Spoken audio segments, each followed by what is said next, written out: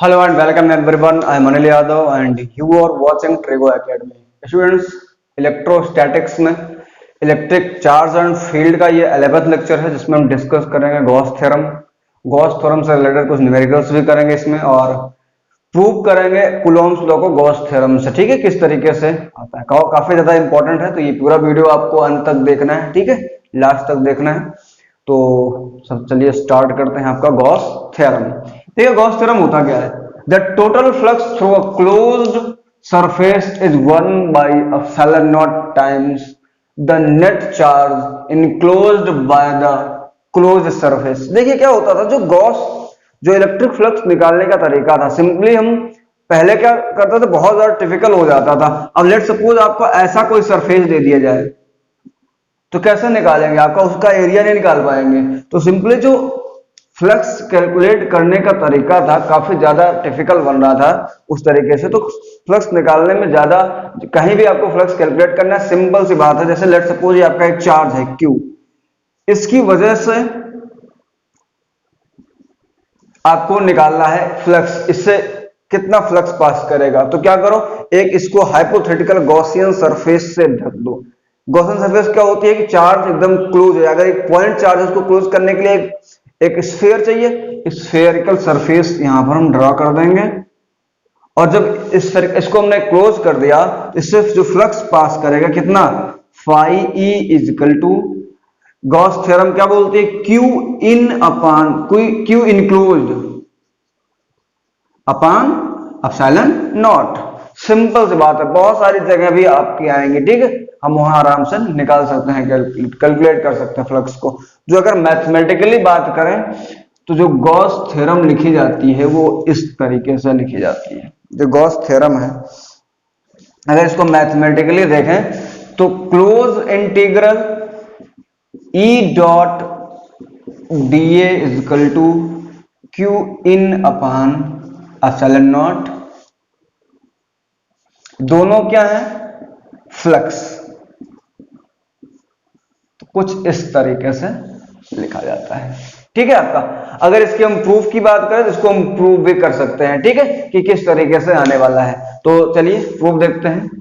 अभी Gauss theorem में काफी इंपॉर्टेंट है। स्टेट बोर्ड में अगर आप है तब भी आप इसे अच्छे से देख सकते हैं, और सीबीएसई आईसीएसई कहीं पर भी है, आप सभी के लिए काफी ज्यादा इंपॉर्टेंट है।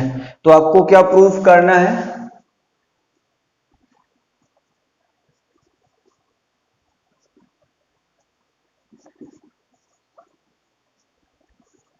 प्रूफ करना है कि Q enclosed by epsilon naught flux is equal to. अब देखिए क्या होता है, हम लिख दे रहे हैं क्या प्रूफ करना है, phi A is equal to Q in upon epsilon naught. ये होती है गॉस थ्योरम।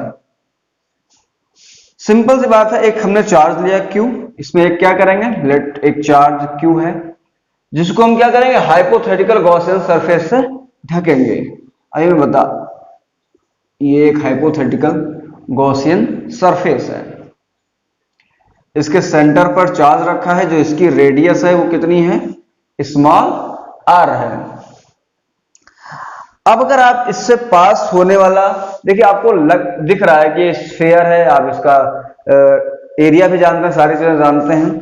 अगर हम बोलें इससे पास वाला जो होने वाला जो फ्लक्स है वो क्या है, तो सिंपल सी बात है, यहां पर एक क्या करेंगे, छोटा सा एरिया कट करेंगे।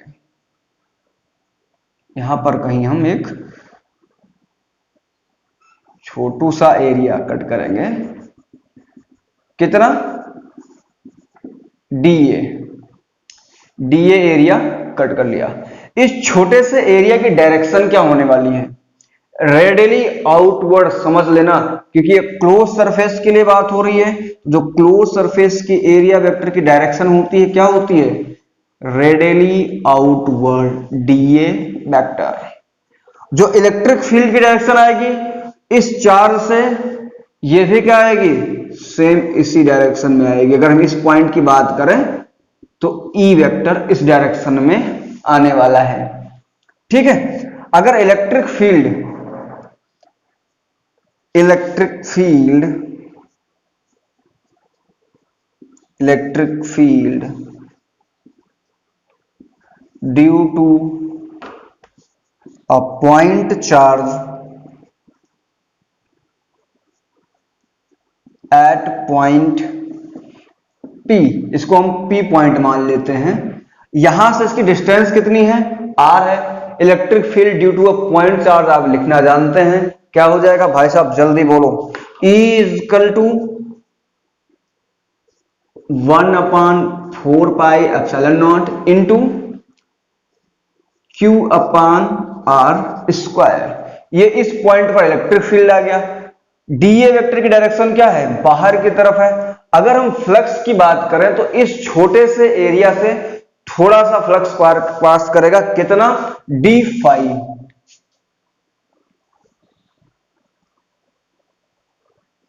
फ्लक्स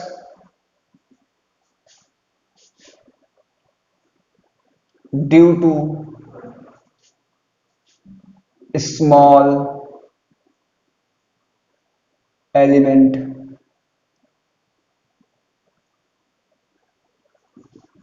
डीए वेक्टर कितना आ जाएगा, D phi E. D phi E equal to क्या हो जाएगा, E vector dot DA vector. जो ई वेक्टर की डायरेक्शन है, डीए वेक्टर की डायरेक्शन है, दोनों सेम डायरेक्शन में है, तो एंगल कितना बनने वाला है इनके बीच का, 0 डिग्री। तो क्या मिल जाएगा, E into DA cos theta की वैल्यू क्या मिल गई आपको, 0 डिग्री। तो क्या मिला, E into D D phi E. अब देखिए छोटे से एरिया से इतना फ्लक्स पास किया, इस छोटे से एरिया से इतना फ्लक्स पास किया है, E इंटू डी ए। अगर हम net flux passing through the, अगर बात करें नेट फ्लक्स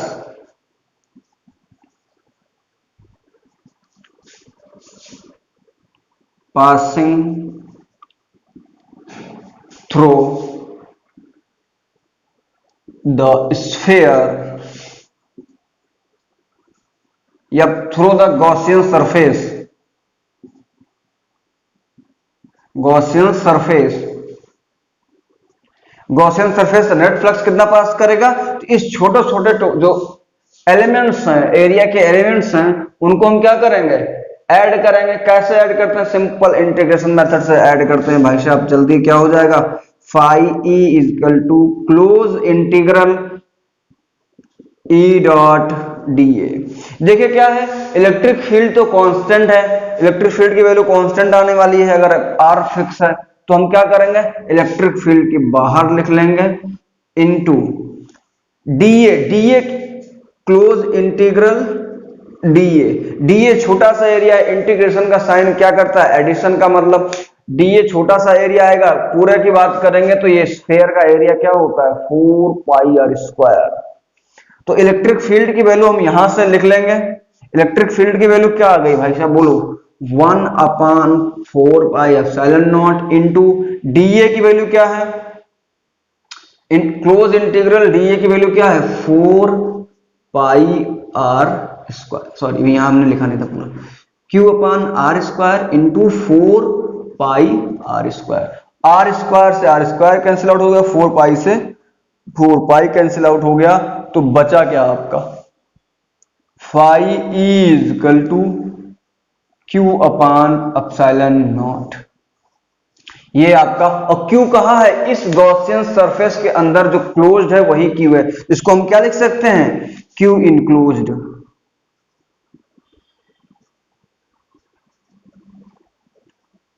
अपान एप्सिलॉन नॉट। ये आपका फॉर्मूला। अब देखिए सिंपली क्या है, इसको प्रूव करने के लिए आपको क्या करना है, सिंपल सी बात है, एक स्फीयर लेना है, उसके सेंटर पे एक चार्ज, पहले बात एक पॉइंट चार्ज लेना है, उसके आसपास हम गॉसियन सरफेस ड्रा करेंगे, आर रेडियस का एक स्फीयर रखेंगे, ठीक है। Electric field due to a point charge at point P, एक पॉइंट पी माना, वहां पर एक हमने छोटा सा एलिमेंट कट किया, एरिया एलिमेंट कट किया, उस एरिया एलिमेंट की डायरेक्शन क्या आएगी, रेडियली आउटवर्ड। उस पॉइंट पर इलेक्ट्रिक फील्ड की डायरेक्शन आएगी रेडियली आउट, दोनों जगह पे दोनों सेम डायरेक्शन में। इलेक्ट्रिक फील्ड कितनी आएगी, due to a point charge लिख सकते हैं E equal to 1/4πε0 into Q upon R square. Flux due to a small element DA vector, छोटा सा इलेक्ट्रिक फ्लक्स आएगा डी फाई ई। दोनों को सॉल्व करोगे, कितना मिल जाएगा, ई वेक्टर और D A vector direction same same है, तो एंगल उनके बीच में कितना बनने वाला है, 0 डिग्री। ये आ जाएगा net flux passing through the Gaussian surface कितना हो जाएगा, phi E equal to close integral E dot D A. यहां से सॉल्व करोगे तो आपको इतना मिल जाएगा। ये आपकी प्रूविंग हो गई। अब आगे बढ़ते हैं गॉसियन सरफेस। देखिए गॉसियन सरफेस क्या होती है, any hypothetical close surface including a charge is called a Gaussian surface. देखिए क्या होता है, जब आपको कहीं पर इलेक्ट्रिक फ्लक्स निकालना है, सिंपली इलेक्ट्रिक फील्ड निकालने में बहुत ज्यादा यूज किया जाएगा। अभी एप्लीकेशन ऑफ गॉस थ्योरम में 4 एप्लीकेशंस हैं आपके एनसीईआरटी में, बोर्ड एग्जाम्स में 4 एप्लीकेशन पूछे जाते हैं आपके। जैसे क्या होगा, लाइन ऑफ चार्ज। अब किसी लाइन ऑफ चार्ज को क्लोज करने के लिए क्या करना पड़ेगा, मुझे सिलेंडर लेना पड़ेगा। तो क्या होगा, एक हाइपोथेटिकल सरफेस ली जाती है जिसके अंदर हम क्या करते हैं, चार्ज को क्लोज करते हैं, ठीक है, बंद करते हैं। तो इसके बाद आपका आ गया Coulomb's law from Gauss theorem. Coulomb's law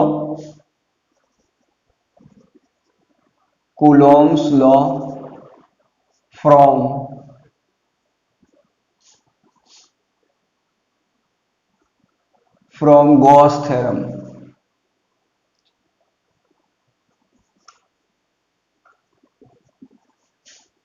Gauss's theorem, ठीक है। गॉस थ्योरम की मदद से कूलॉम्स लॉ प्रूव करेंगे। तो सिंपल सी बात है, क्या करेंगे, एक पॉइंट चार्ज लेंगे Q, लेट सपोज ये पॉइंट चार्ज Q है। अब इस Q को हम क्या करेंगे, गॉसियन सरफेस से क्लोज करेंगे, तो एक स्फेरिकल गॉसियन सरफेस ही मानना पड़ेगा हमें। ये देखो मान लिया हमने। इसकी रेडियस कितनी ले लेंगे, R ले लेंगे, ठीक है। अब क्या करना है, सिंपल सी बात है, ये O पॉइंट है। अब हम यहां पर एक एलिमेंट कट करेंगे, एक area DA element, area vector का। तो इसका जो डीए वेक्टर आएगा किधर आएगा, इधर आने वाला है, इस तरीके से डीए वेक्टर, ठीक है।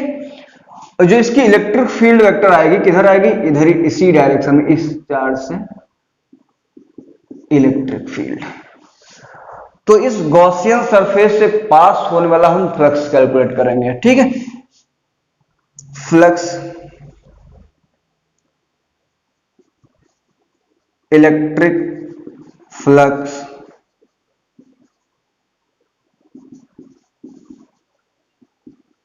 passing through the Gaussian surface।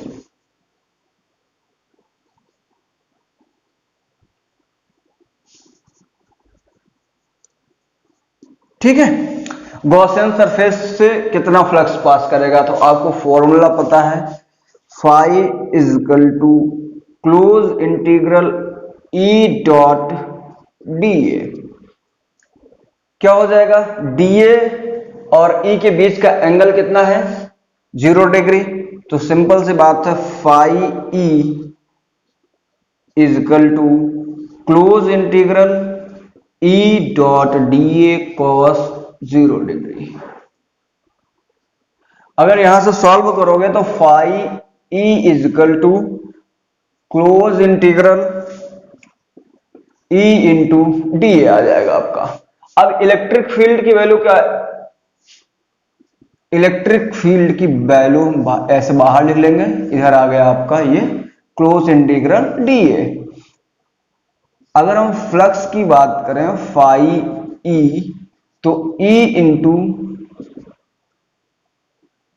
D A क्या है, छोटा सा एलिमेंट है। अगर हम पूरे स्फीयर की बात करें तो क्या हो जाएगा, 4 पाई आर स्क्वायर। चलो इसको इक्वेशन फर्स्ट बना लेते हैं। ये तो हमने सिंपल मेथड लगा के, जो हमें फ्लक्स कैलकुलेट करने का फॉर्मूला पता था सिंपली फ्लक्स कैलकुलेशन के लिए, उसको उसकी मदद से हमने कर लिया। अब bye using Gauss theorem, bye using Gauss theorem क्या हो जाएगा, फ्लक्स इस गॉसियन सरफेस से कितना फ्लक्स पास करेगा, इसके अंदर चार्ज कितना क्लोज है, Q upon epsilon not. Equation first, इसको इक्वेशन सेकंड बना लेते हैं। अब देखिए दोनों ही फ्लक्स निकल के आए हैं, ये भी फ्लक्स निकल के आया है इस गॉसियन सरफेस से पास होने वाला, ये भी फ्लक्स निकल के आया है इस गॉसियन सरफेस से पास होने वाला। तो from equation first and equation second, दोनों इक्वेशन से जो फ्लक्स हैं इक्वल हो जाएंगे। जब फ्लक्स इक्वल हो जाएंगे तो क्या हो जाएगा, E into 4 pi small r square is equal to Q upon epsilon naught. तो E इज इक्वल टू क्या हो जाएगा, 1/4 pi epsilon naught into Q upon r square.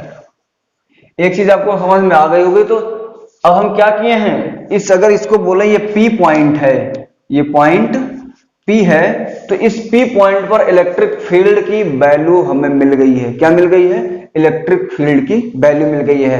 अगर हम यहां कोई चार्ज रख दें लाके, इलेक्ट्रिक फील्ड की वैल्यू मिल गई। अब यहां पर अगर हम कोई चार्ज रख दें, लेट्स सपोज हम यहां पर एक Q0 चार्ज ले आते हैं, कितना, Q0। तो सिंपल सी बात आपको पता है, अगर यहां हम Q0 चार्ज रखेंगे, यहां पर इलेक्ट्रिक फील्ड इतनी है, तो Q0 पर फोर्स एग्जिस्ट होगा। जो फोर्स एग्जिस्ट होगा वो कितना लगने वाला है, फोर्स ऑन Q0। तो F is equal to Q0 into E, जो उस पॉइंट पर इलेक्ट्रिक फील्ड, और इस पॉइंट पर इलेक्ट्रिक फील्ड कितनी आई है, F is equal to Q0 into E की वैल्यू कितनी है, 1/4 pi epsilon naught into Q upon R square. तो F इज इक्वल टू क्या मिल गया, 1/4 pi epsilon naught into Q0 upon R square. ये आपको क्या मिल गया है, फोर्स मिल गया है। यही होता है कूलोम्स लॉ, दो चार्जेस के बीच में लगने वाला फोर्स। ठीक है, यही है कूलोम्स लॉ। देखिए क्या सिंपल सी बात है, मैं पूरा फिर से रिकॉल करा देता हूं सारा। देखो क्या गॉस थ्योरम की मदद से हम क्या प्रूव कर रहे हैं, कूलोम्स लॉ। इसके लिए एक पॉइंट चार्ज लिया हमने, इसको पॉइंट चार्ज को मुझे गॉसियन सरफेस से ढकना पड़ेगा, क्लोज करना पड़ेगा। तो मैंने क्लोज किया, आर रेडियस का एक स्फीयर लिया जिसमें क्लोज किया। Electric flux passing through the Gaussian surface, phi E is equal to close integral, आपको फॉर्मूला पता है, E dot D A. Solve किया इन दो, देखो इस अगर एक छोटे से एलिमेंट के लिए बात करेंगे तो डीए वेक्टर की डायरेक्शन, इलेक्ट्रिक फील्ड वेक्टर की डायरेक्शन दोनों सेम डायरेक्शन में, तो एंगल क्या बनेगा, 0 डिग्री। यहां से सॉल्व करेंगे तो ये आ जाएगा, ये इतना मिल गया, यहां तक समझ में आ गया। अब देखिए क्लोज इंटीग्रल डीए, डीए छोटा सा एरिया है, ऐसे बहुत सारा एरिया होगा, बहुत सारा मतलब पूरा एरिया ऐड करेंगे और पूरा स्फीयर का एरिया आपको निकालना आता है, आपको याद होता है। कितना हो जाएगा, 4 pi R square by using Gauss theorem. ये तो आपका फ्लक्स निकल आया जिस मेथड से पहले हम फ्लक्स निकालते थे, अगर बोले तो ट्रेडिशनल मेथड। इसको क्या हो गया, अब यहां की बात करेंगे bye using Gauss theorem. Gauss theorem भी क्या करती है, फ्लक्स कैलकुलेट करती है। तो हमने क्या किया, चलो भाई इस गॉसियन सरफेस से कितना फ्लक्स पास हो रहा, phi is equal to Q in upon epsilon naught. इसके अंदर चार्ज कितना क्लोज है, क्यू, तो मैंने क्यू बाय एप्सिलॉन नॉट कर दिया, इक्वेशन सेकंड बना लिया।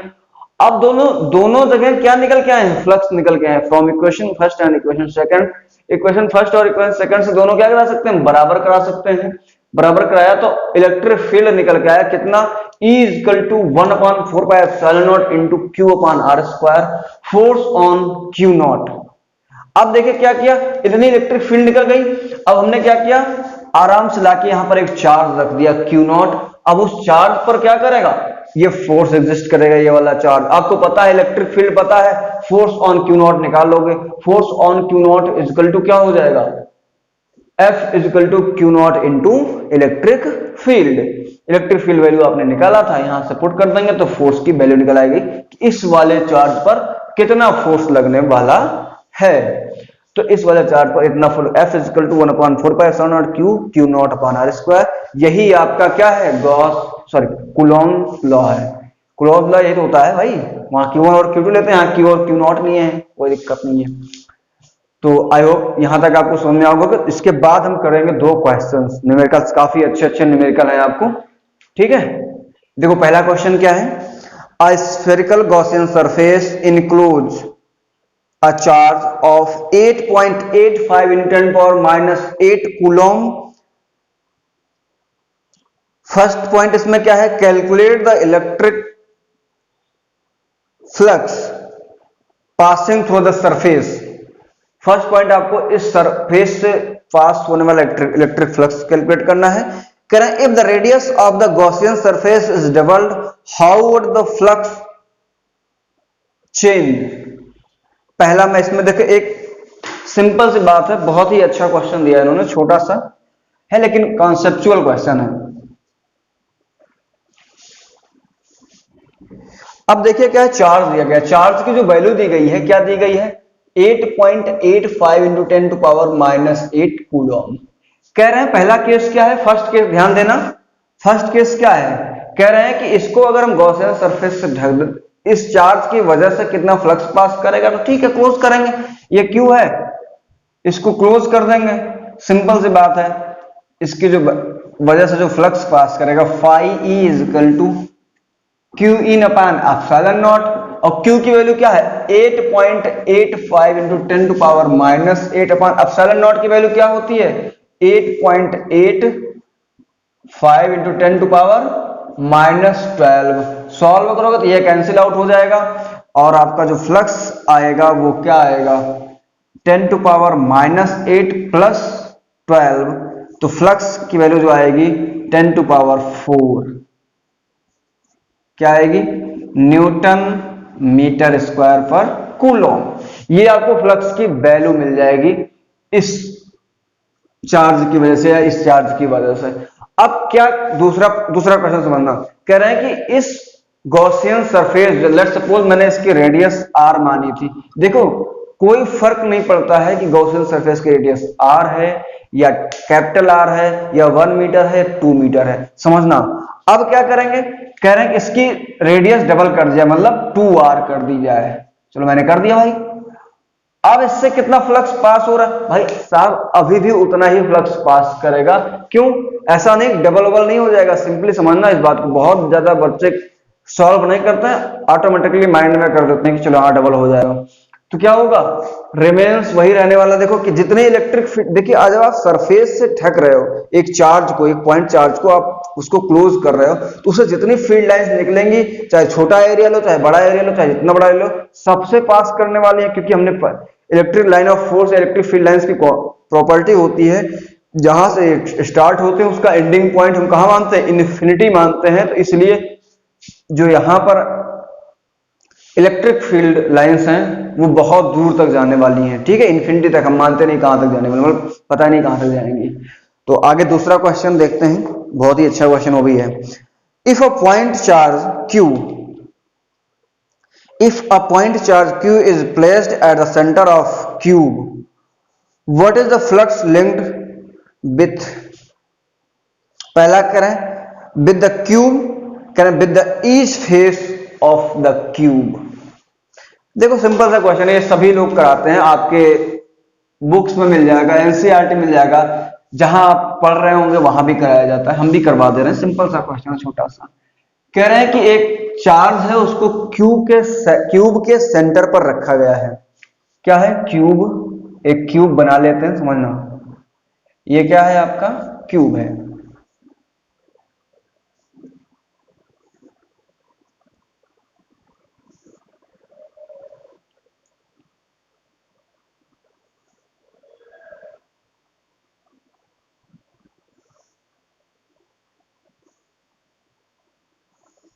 ये क्या है आपका क्यूब है, समझना। इसके सेंटर पर एक चार्ज रखा जाता है क्यूब।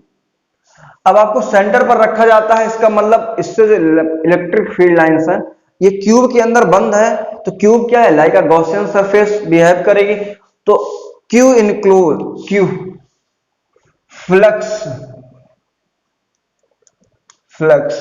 इजकल टू क्या आ जाएगा Q in upon epsilon naught. अब ये देखिए एक क्यूब के अंदर क्लोज है, तो फाई क्या आ जाएगा, पहला क्या आ जाएगा आपका क्यू अपान एप्सिलॉन नॉट। अब देखिए क्या है, दूसरे केस के थोड़ा सा आपको समझना पड़ेगा चीजों को।